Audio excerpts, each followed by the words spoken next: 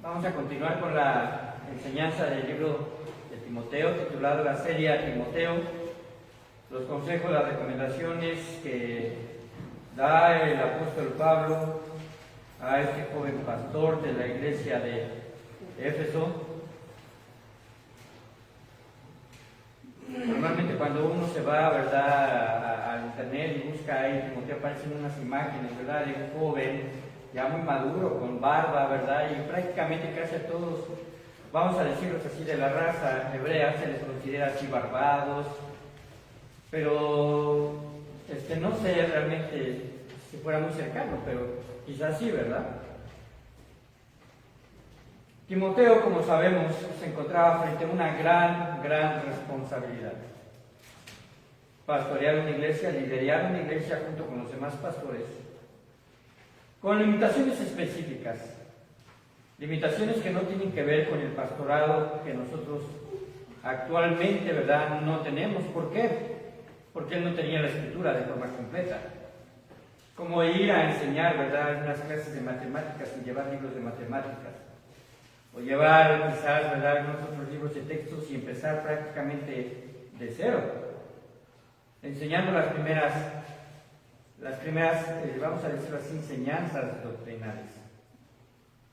Alguna vez en una junta del kinder, llamaron a los papás, yo fui, y estaba precisamente la maestra hablando con respecto a esto y nos dio un pequeño ejercicio escrito.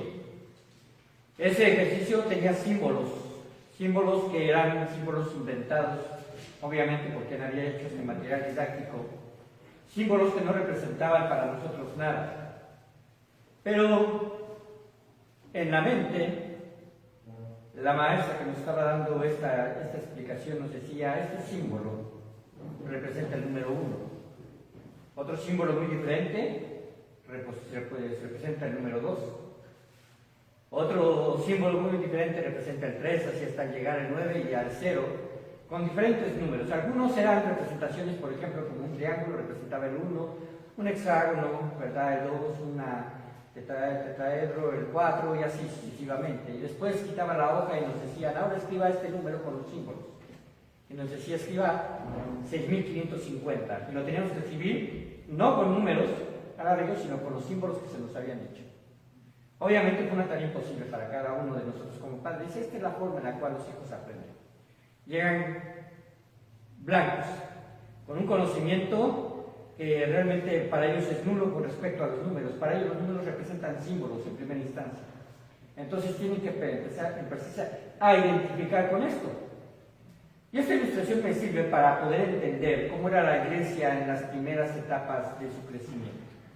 Porque recuerden que la enseñanza era oral, es decir, no tenían la Biblia, tenían quizás algunas porciones del Antiguo Testamento y muy escasos en las iglesias nacientes gentiles, porque los escritos le pertenecían al pueblo de Israel. Así que entonces era un reto para los pastores llegar y enseñar precisamente las bases doctrinales, hablando quizás de un suceso no muy lejano, la muerte de Cristo, el Evangelio, pero llevarlo para que la gente, ¿verdad?, en su mente comprendiese que era necesario arrepentirse de los pecados y creer en ese sacrificio que había pasado. Y los apóstoles tenían que dar evidencias claras de que Dios, ¿verdad?, había obrado de esa forma y que ellos eran enviados de Dios. Esas evidencias fueron a través de los milagros, porque en ese tiempo los apóstoles obraban milagros, y vemos algunos en el libro de los Hechos. Pero Timoteo no tenía esta capacidad, por lo menos no se mencionaba en la Biblia de que él fuese hacedor tampoco de milagros, y los milagros solamente eran para evidencia a las personas de la verdad de las Escrituras y de la obra de nuestro Señor Jesucristo.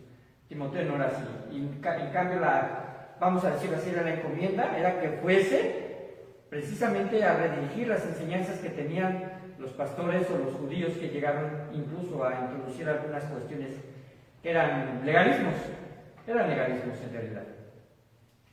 Pero en la primera carta a Timoteo, en el capítulo número 6, está dando las últimas indicaciones. Así que por favor vayan ahí. Recuerden que el capítulo 5 y el capítulo número 6 son cuestiones muy prácticas que debemos nosotros identificarlas primeramente bajo el contexto en el que se dice. ¿Por qué? Porque el contexto cultural es diferente al que ahora nosotros vivimos, y lo podemos notar desde el primer versículo, porque habla de esclavos. Habla de esclavos. Dice: todos los que están bajo el yugo de esclavitud tengan a sus amos por dignos de todo honor, para que no sea blasfemado el nombre de Dios y de la doctrina. Ahora está hablando de ciertas personas que eran esclavos, pero ya eran creyentes, porque la recomendación es hacia creyentes. Y Pablo le dice a Timoteo: ordena esto y enseña esto. Todos los que están bajo el yugo de esclavitud tengan a sus amos por dignos de todo honor, con un propósito. ¿Para qué? Para que no sea blasfemado el nombre de Dios y la doctrina. Actualmente, en nuestro país, no se vive la esclavitud, ¿verdad? Por lo menos como una identificación directa, aunque algunos han llegado a sentir esclavos de sus patrones, ¿no? Pero la esclavitud en ese tiempo era algo normal. De hecho, la esclavitud ha existido en todas las etapas de la historia de la humanidad. Pero ahí era algo normal. ¿Por qué? Porque los romanos, el imperio romano, al conquistar tierras nuevas y derrocar imperios, ellos tomaban por esclavos a esos ciudadanos. No podemos identificar como esclavos nada más a la gente de color. Había esclavos, ¿verdad?, que eran mestizos, o esclavos que a lo mejor eran nórdicos, pero que habían sido simplemente conquistados por el imperio romano. Pero también había, vamos a decirlo así, una tendencia cultural de esclavos que ya venían, vamos a decirlo, de varias generaciones atrás. ¿Qué era lo que sucedía? Cuando un esclavo, ¿verdad?, del abuelo, por decirlo así, de un romano, tenía una prole, se casaba, tenía sus hijos. Sus hijos eran automáticamente propiedad del amo. Y cuando crecían, ellos crecían con la ideología, con la identidad de ser esclavos. Había amos buenos, había amos crueles. En realidad no se menciona aquí qué clase de amos habría, los cuales hay que sujetarse. Pero el principio para nosotros es el mismo. ¿Cuál es el principio? El principio de que cuando alguien está bajo una sujeción laboral, debe precisamente de dar honor en el sentido de que a su patrón, en el sentido de que de trabajar y sujetarse a las normas establecidas bajo un contrato, no más allá. No agarrar y tener quizás actitudes, ¿verdad?, que puedan a nosotros comprometernos a fallarle a Dios. Es decir, si un amo le pide a usted hacer una cosa deshonesta, como hijos de Dios, ¿qué debemos hacer? Rechazar obviamente eso. Pero si lo que nos está pidiendo y nos exige va de acuerdo precisamente con el fin por el cual fuimos contratados, entonces hay que hacerlo. Y de esa forma damos nosotros precisamente también honor al nombre de Dios y a la doctrina de Dios. Porque incluso la doctrina nos enseña que debemos sujetarnos a nuestras autoridades. Y cuando nosotros por forma voluntaria buscamos un trabajo, nos sujetamos a la autoridad a la cual hemos sido contratados. La palabra yugo que aquí utiliza precisamente es la palabra que se utiliza también para el manejo de los animales en la yunta. Era una especie, ¿verdad?, de madero con los cuales agarraban ambas bestias y entonces se podían encaminar. Ya se utilizaba de varias maneras en el Nuevo Testamento, cuando habla acerca del yugo desigual. ¿No sonáis? El yugo desigual con los incrédulos, cuando habla acerca de que no debes precisamente formar un pacto matrimonial, ¿verdad?, con una persona que no sea creyente. Eso tiene mucha coherencia. Déjenme decirles por qué. Porque Dios no da prohibiciones solamente por darlas, no da leyes solamente porque quiera hacernos la vida difícil. Nos las da con un propósito, con el propósito de que en una relación ambos nos asemejemos y crezcamos en identidad con Cristo. Cuando no hay este equilibrio, obviamente va a haber problemas. Así que cuando aquí habla acerca del yugo, habla de otra forma, habla con quien se somete de forma voluntaria, precisamente bajo el contrato, ¿verdad?, laboral sobre una persona. Pero también hay una recomendación en el versículo número 2, ¿a quién? En este caso, en el lado opuesto, a los amos, ¿verdad? Y de hecho dice, en la iglesia puede haber a lo mejor algún empleador, ¿verdad? Y dice, y a los amos, y los que tienen amos creyentes, si tú eres esclavo, pero tienes un amo creyente, ¿cuál va a ser precisamente tu actitud hacia ese amo creyente? Dice, no los tengas en qué, en menos.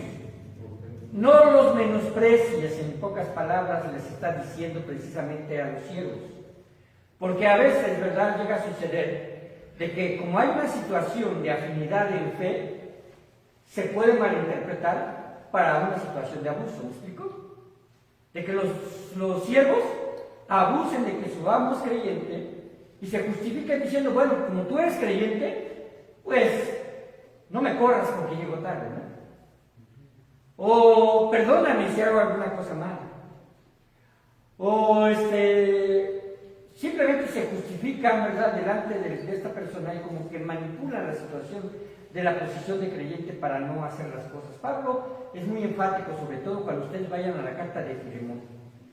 En la carta de Filemón está hablando de un siervo que vivió de su amo. Y cómo insta a su amo a recibirle. Y le dice al amo, pues recíbeme como si me recibieras a mí, porque ahora tu siervo es creyente. Pero dice, si algo te ha agraviado, si cóbramelo a mí, aunque tú me debes también. Entonces, como que en ese sentido, Pablo, ¿verdad?, en un aspecto, vamos a decirlo, muy lógico, de que lo que se siembra se cosecha. Él está, en este caso, ¿verdad?, está hablando a Filemón y le dice, pues tú actúa con misericordia. Pero aquí les dice, no los tengas en menos por ser hermanos, sino sírvanles, ¿qué? Mejor. ¿Mejor que qué? Mejor que si fuese incrédulo. Es decir, si estuvieses bajo una situación laboral con una persona a la cual es incrédula, pero aún así le debes de dar honor, respeto y obediencia, pues a un creyente todavía debe de ser mejor. Vamos a decirlo así, como que se compara un poco a esto. La exigencia que a veces se le pone a los hijos, ¿verdad?, y que el trato a los padres debe de ser con respeto. Y no por eso decimos que a los demás no los respeten, pero simplemente por la identidad que tienes como padres, como abuelos. Respétalos a ellos porque son tus padres, ¿cierto o no? Respétalos a ellos porque son tus abuelos, respétalos porque son parte de la familia, a tu hermano y a tu hermana, ¿por qué? Porque hay un vínculo familiar. Pero eso no quiere decir que excluya de que haya respeto hacia los de afuera. Sírvanles mejor, por cuanto son creyentes y amados los que se benefician de su buen servicio. Te está diciendo, trátalos con amor incluso, a los amos creyentes. Y además, dice así la parte final, esto enseña y exhorta. Esto enseña y exhorta.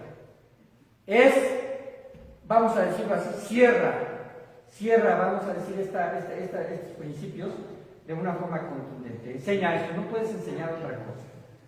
Enséñalo así.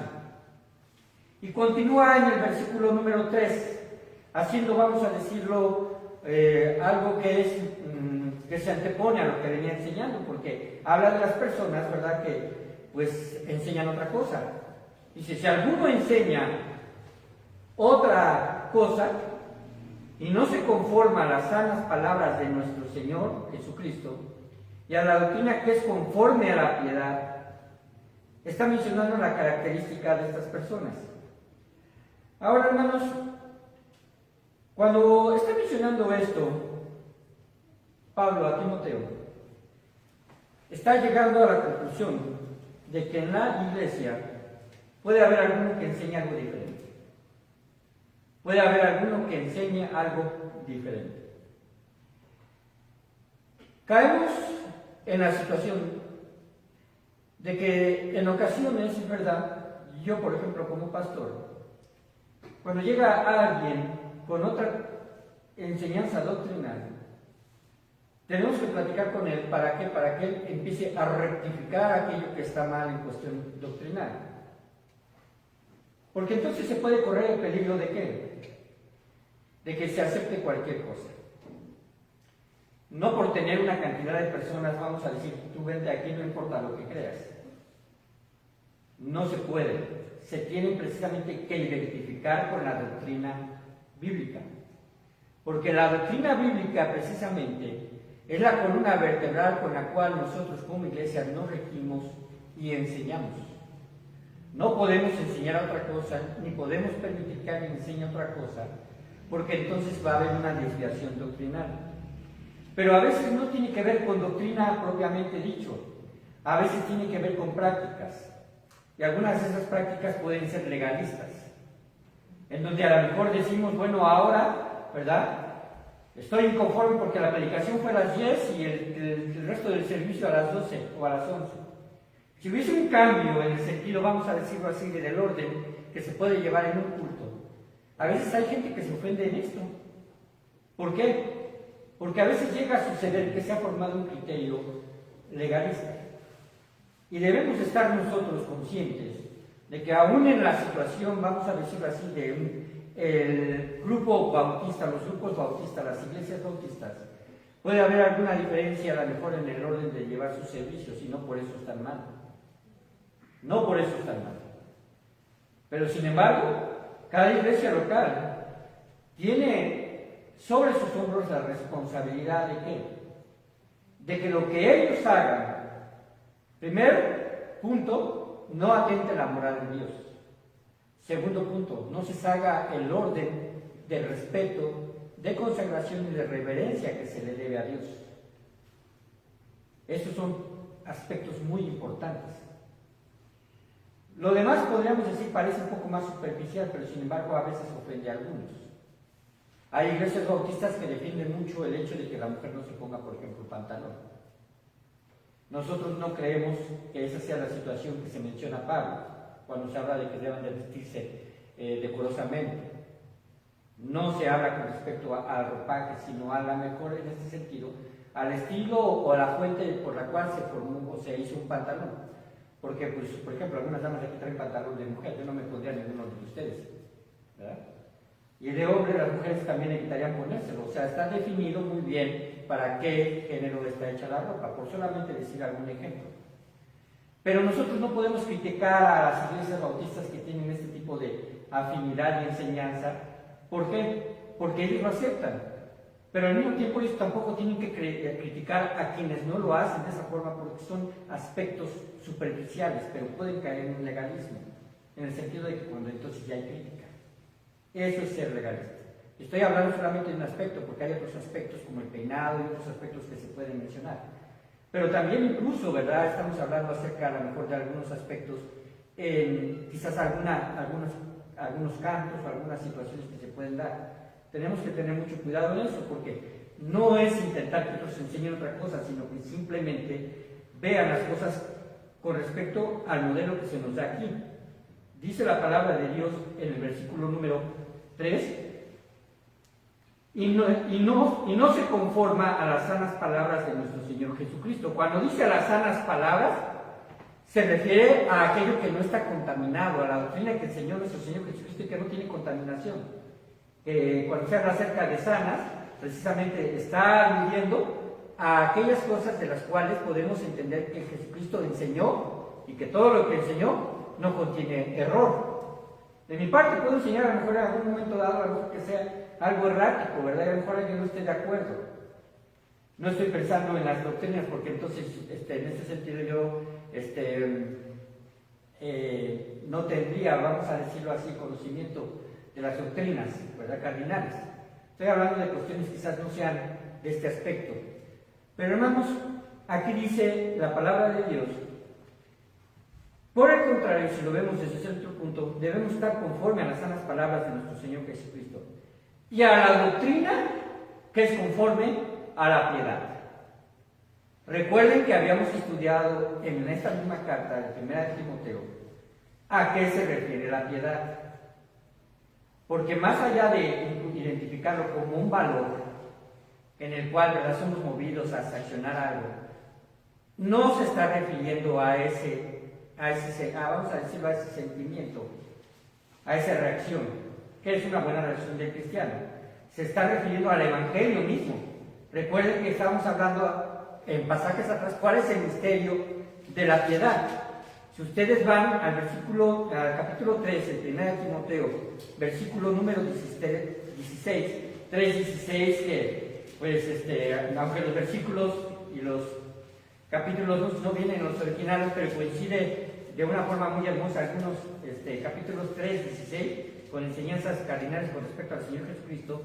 Dice así: indiscutiblemente grande es el misterio de ¿qué? De la piedad. Se puede identificar grande es el misterio del Evangelio, porque el Evangelio es Dios fue manifestado en carne, justificado en el Espíritu, visto a los ángeles, predicado a los gentiles, creído en el mundo y recibido arriba en gloria. Entonces, en base a eso, es la doctrina, y además que está conforme al Evangelio, los hechos de los cuales, o el hecho de que nuestro Señor Jesucristo murió por nosotros. Esa es la base del Evangelio. También en 1 Corintios 15 lo confirma. Pero entonces menciona la característica de estas personas, que se aferran precisamente a ese aspecto de no enseñar lo correcto, y a estas personas las identifica como personas que están envanecidas. Versículo número 4, está envanecido. ¿Qué más dice? Nada sabe, y delira acerca de cuestiones y contiendas, de palabras de las cuales nacen envidias, pleitos, blasfemias, malas sospechas, disputas necias de hombres corruptos de entendimiento y privados de la verdad, que toman la piedad o el Evangelio, ¿verdad?, como fuente de ganancia. Apártate de qué? De los tales. Apártate de los tales.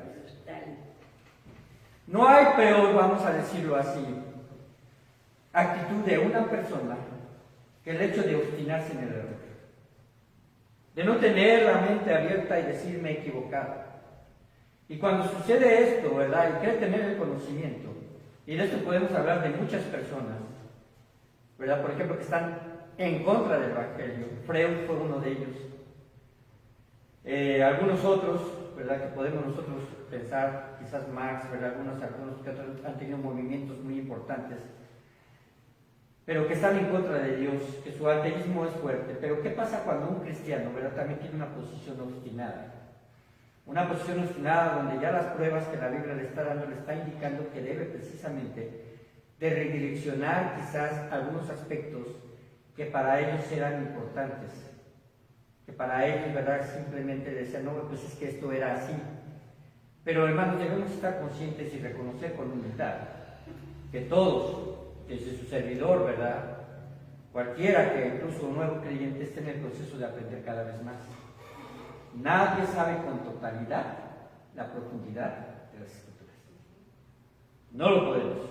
Descubrimos cosas nuevas. Como en la enseñanza de la mañana cuando hablábamos de Jefté, ¿verdad?, y cómo entrega a su hija, cosas que vienen quizás, ¿verdad?, dentro de los aspectos que no habíamos considerado de las Escrituras originales. Cuestiones de ese tipo.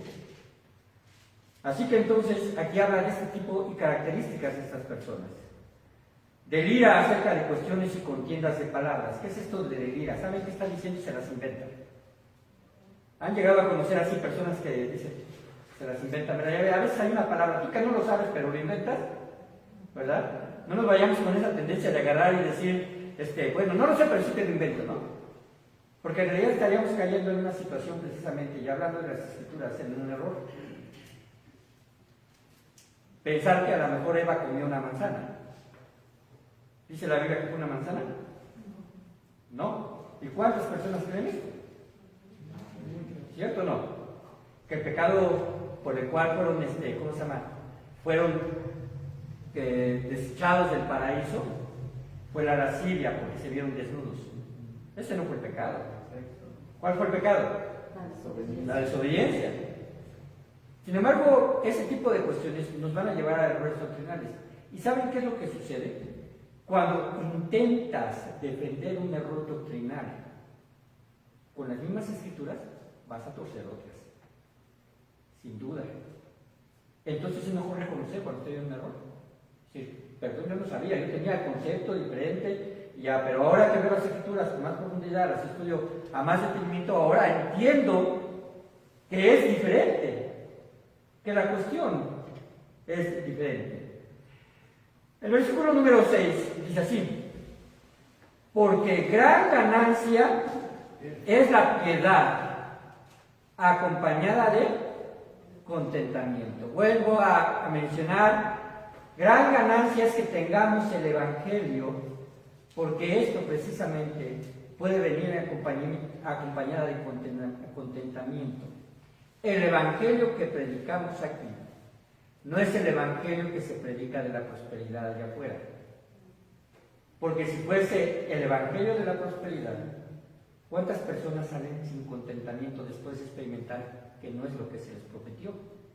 Jesucristo, cuando él enseñaba, y esa sana palabra que la que se menciona que Jesucristo enseñaba, era que había de venir tribulaciones, habría de venir pruebas, que no busquemos las cosas del mundo, ¿verdad? E incluso decía que busquemos primeramente el reino de Dios, porque todo lo necesario nos va a ser añadido. Pero tenemos un concepto, ¿verdad?, errado de lo que es necesario para nosotros, porque ahora consideramos necesario un celular, y en realidad un celular no es necesario. Una televisión no es necesaria. ¿Cierto o no? ¿Qué es lo necesario? Aquello que nos permite sustento y abrigo. Aquello en lo cual podemos decir nuestro Señor Jesucristo tuvo. Recuerden que cuando nuestro Señor Jesucristo estaba en esta tierra, Él decía, ¿verdad?, la gente que le seguía, bueno, las aves tienen nidos, ¿verdad? Y las bestias del campo tienen madrigueras, pero el Hijo del Hombre no tiene dónde poner su cabeza. Y la única propiedad de la cual podemos decir que nuestro Señor Jesucristo, ¿verdad?, era suya, era su propia túnica, la cual fue arrebatada en el momento de su muerte y echada a suertes. Era lo que se podía decir que le pertenecía. Nunca se habló de una herencia para nuestro Señor Jesucristo. Nunca reclamó una herencia. Ahora sí, Él es el dador de todo, y Él es rico, inmensamente rico, y verdad, y allá en el cielo los ángeles le obedecen. Él no tiene cuestión para pensar en cuestiones materiales. Así que cuando hablamos precisamente acerca de contentamiento, es el valor que los hijos de Dios tienen para ser agradecidos con lo que Dios les ha provisto en el momento que están viviendo. Es decir, ¿puedes tener contentamiento con abundancia? Claro que sí, pero también puedes tener contentamiento con escasez. Eso es de lo que Dios habla. Pablo decía que en todo ha sabido contentarse, ¿verdad? Dice, en la abundancia y en la escasez. Por todo y en todo he sido enseñado. Todo lo puede Cristo que me fortalece. Él hablaba ese pasaje precisamente de que esa situación de escasez la puede sobrellevar en Cristo y con contentamiento. Voy a continuar. Y dice así, el versículo número 9, porque los que quieren enriquecerse caen en tentación y lazo, y en muchas codicias necias y dañosas, que hunden a los hombres en destrucción y perdición. Ahora, cuando habla de los que quieren enriquecerse, no está diciendo que en el sentido de que tú quieras, ¿verdad? Por ejemplo, sobresalir en un trabajo, te estás preparando y obviamente cuando te preparas más, estás, ¿verdad?, también en una posición de la cual pues, te van a pagar más. No está hablando en el sentido de que en realidad las riquezas sean malas, sino en el contexto inmediato, en el versículo número 10, habla acerca de cuál es precisamente la posición con la cual debemos evitar. Raíz de todos los males, ¿qué? ¿Es el amor a qué? Al dinero. Estás intentando enriquecerte porque amas el dinero, es lo que está diciendo. Estás tratando precisamente esto como una tentación. Y para ti es una tentación, porque amas más el dinero. Porque eres capaz de cambiar por unos pesos tu tiempo de devoción. Eres capaz de cambiar por unos pesos tu comunión con la iglesia, o a lo mejor con la asistencia. Se oye duro, ¿cierto o no? Se oye duro. Pero nuestro Señor, hermanos, es sabio. Es sabio. En el Génesis vemos que Él creó todas las cosas en 6 días. ¿Lo recuerdan? Y en el séptimo día dice que descansó. Ahora la pregunta es, cuando él descansó, ¿le faltó algo de crear? Es decir, me voy a dar un paréntesis porque ya lo que creé todavía falta un poco más. En realidad, cuando él creó lo esencial, no solamente lo básico, era una gran bendición estar en una tierra como la que él creó para Adán y para Eva, donde en realidad, ¿verdad?, incluso en su desnudez ellos no tenían por qué pasar frío ni calor, porque en realidad se había dado que el señorío sobre todos los demás animales, porque podían tomar de cualquier árbol el fruto en el momento que lo quisieran, no había ni lluvia, ni siquiera tenían la preocupación de mojarse, ¿no? Era en realidad, hermanos, era en realidad un pedazo, vamos a decirlo así, del cielo lo que se les había dado, y rechazaron eso en desobediencia cuando hicieron más caso a lo satanástico que a lo que Dios dijo. Así que, hermanos, la raíz de todos los males es el amor al dinero, el cual, codiciando algunos, se extraviaron de la fe y fueron traspasados de muchos dolores. El amor al dinero, hermanos, va a traer situaciones precisamente de dolor. Solamente basta echar una mirada a aquellos que han tenido quizás mucho dinero pero han perdido sus familias. ¿Cierto o no? Ya sea por la fama, ya sea por los negocios, ya sea por, a lo mejor, ¿verdad?, en un momento dado suplir la necesaria comunión que deben tener con sus hijos, con quizás otra persona, niños que crecen sin conocer la identidad de lo que es un padre o de lo que es una madre. Estoy hablando de gente quizás con mucho dinero, pero en muchos casos se han perdido ellos mismos y la familia. ¿Y son traspasados de qué? De muchos dolores. Vamos a dejar hasta aquí, pero hay que llevarnos todo esto en nuestro corazón, porque son principios de vida, principios de vida, que en realidad todo está basado solamente en un aspecto para nosotros, en que nosotros somos creyentes. Esto no se lo va a mandar a gente incrédula, esto va directo ¿para quién? Para nosotros. Vamos a orar.